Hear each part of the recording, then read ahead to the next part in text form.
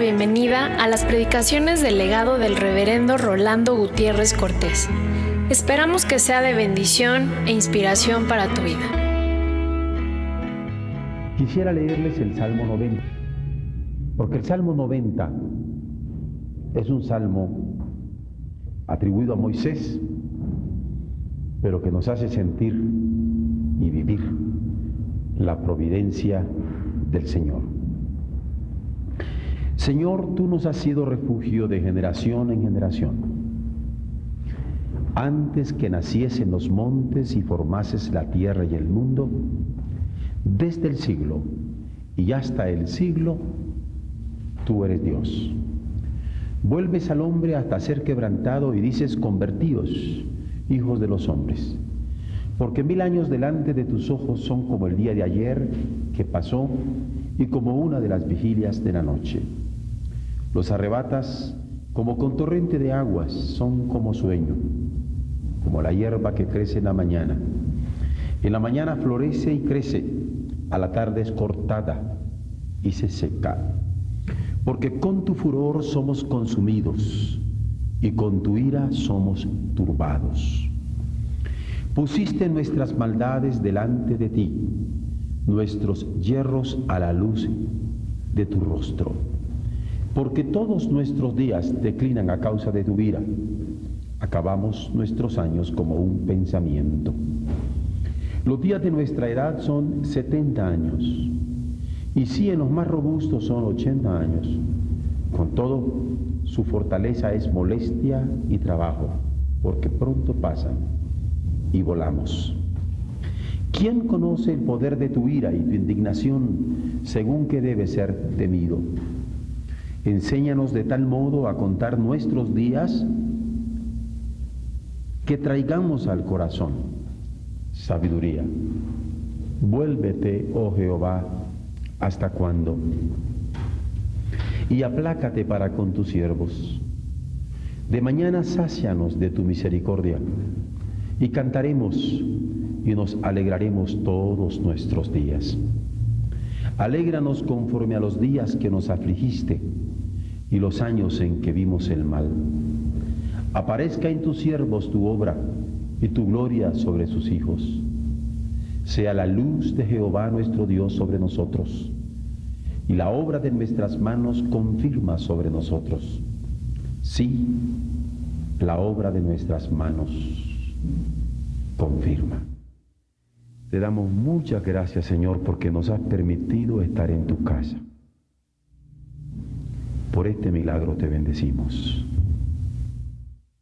Permite que nuestros corazones sean edificados en la adoración, en la lectura y meditación de tu palabra, en la asimilación que tengamos de ella para andar en tus caminos obedientemente. Permítenos que al confesar nuestros pecados sintamos el perdón de tu gracia. Permítenos que al leer tu palabra corra en las entrañas de nuestras vidas y podamos ser instrumentos de tu gracia para otros. En el bendito nombre de Jesús. Amén. Marcos 1, 12 y 13. Y luego el Espíritu le impulsó al desierto. Y estuvo allí en el desierto 40 días. Y era tentado por Satanás, y estaba con las fieras, y los ángeles le servían. Hay himnos que nosotros cantamos como el que dice: a solas al huerto yo voy cuando duerme aún la floresta, y en quietud y paz con Jesús estoy, oyendo absorto allí su voz. Porque la floresta hace descansar. Sin embargo, también el Señor estuvo en el desierto, impulsado por el Espíritu Santo. Allí oró intensamente. Hay otro himno: si a mi Cristo vienes tú, Él te acepta. Y pocas veces nosotros pensamos en Jesús en el desierto orando, para entender que al que no conoció pecado, se hizo pecado por nosotros, para que nosotros fuésemos hechos justicia de Dios en Él. Y cuando el Señor está orando en el desierto, después de haber sido bautizado, fue impulsado por el Espíritu Santo. Y la carta a los Hebreos nos dice que Él sufrió las tentaciones para que nosotros pudiéramos vencerlas. Por eso estar en Él es la única posibilidad de vencer las tentaciones. Y al pensar en este himno, estamos invitando a un Jesús que está en el desierto y que el Evangelio de Marcos se empeña en hacernos ver desde el desierto a un Dios que nos alcanza. No olvidemos que fue en el desierto en donde se tuvo que quitar las sandalias Moisés para escuchar a Dios. Son breves los versículos de Marcos. Y luego el Espíritu le impulsó al desierto y estuvo allí en el desierto 40 días y era tentado por Satanás y estaba con las fieras y los ángeles le servían. Pero por breves que sean, como palabra de Dios, son elocuentes. La soledad del desierto se presenta aquí haciéndonos notar que el Espíritu impele, impulsa a Jesús a este lugar solitario. Y que el lugar solitario no aparece tan desolador cuando el Espíritu Santo está con uno. Es un sitio de abandono, pero el lugar de abandono no resulta definitorio en la vida cuando el Espíritu Santo está con uno. Lugar de peligro, fieras rodeándole. Sin embargo, no resulta tan temerario porque el Espíritu Santo estaba con él. Claro que en la mentalidad popular el desierto era como el lugar de los demonios, y allí es donde le impele, le impulsa el Espíritu Santo a nuestro Señor, y lo que resulta es un lugar de prueba, porque hubo de orar intensamente a su Padre en aquel momento, como había orado el pueblo de Israel antaño, y había sufrido y se había angustiado, incluso había caído en rebeliones, pero que en medio de la prueba el Señor les había sostenido hasta poder cruzar victoriosos a la tierra que Él les tenía prometida. Y cuando en el caso del desierto se mencionan fieras, porque las fieras estaban alrededor del Señor, es lo que dice: y estuvo allí en el desierto 40 días, y era tentado por Satanás, y estaba con las fieras.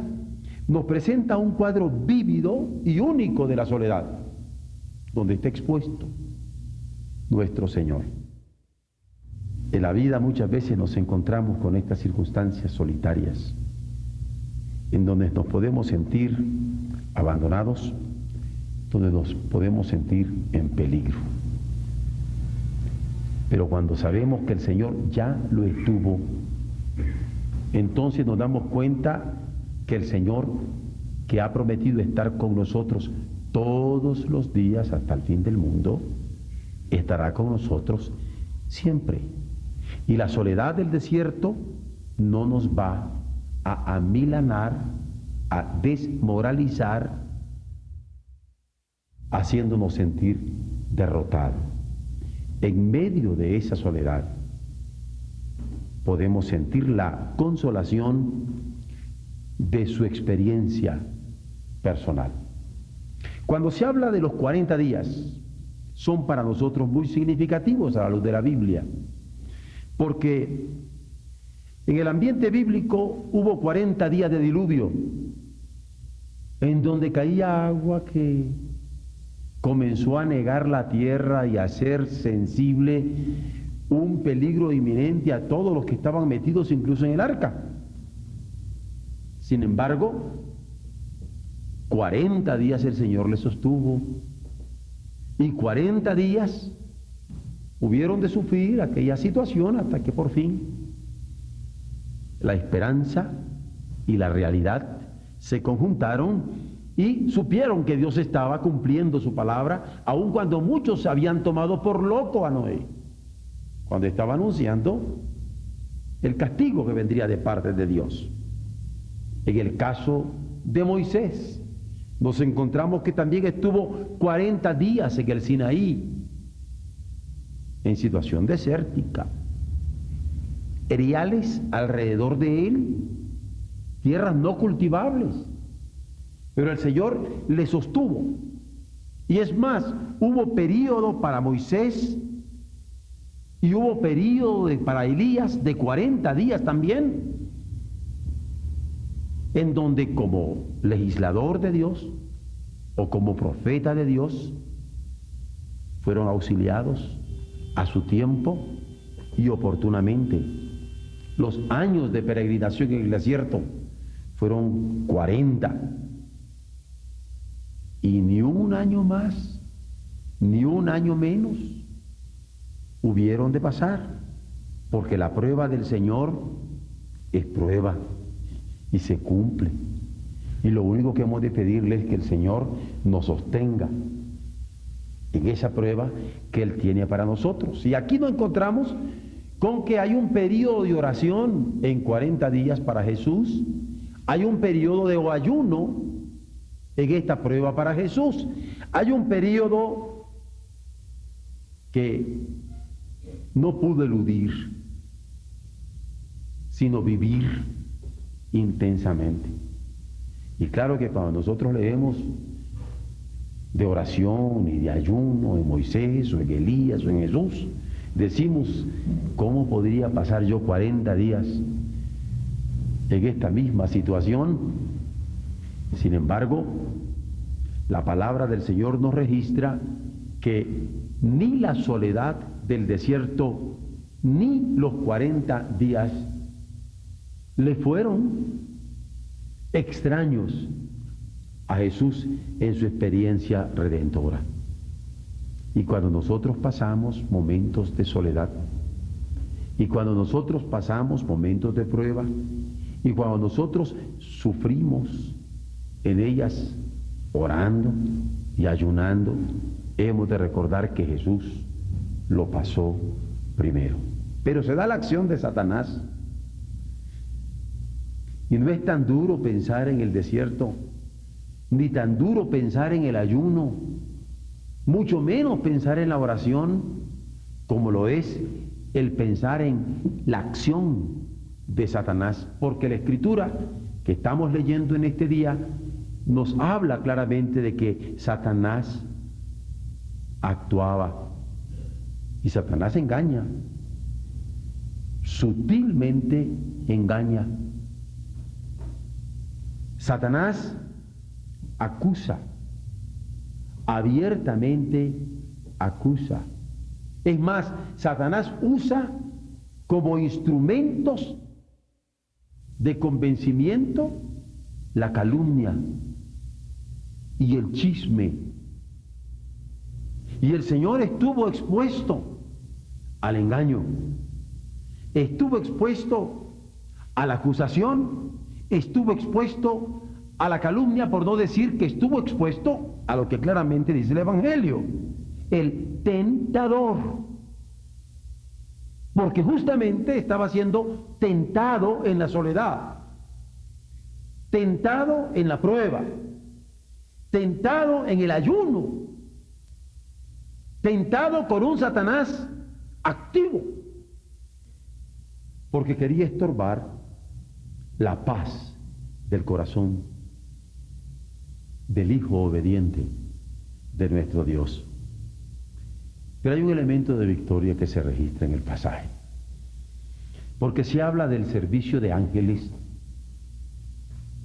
un servicio que muy pocas veces nosotros señalamos, pero que de hecho se da.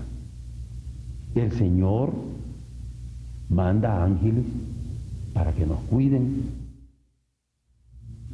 y nuestro pie no tropiece, nuestros pies no escandalice, nuestro pie no se lastime ni lastime. Ángel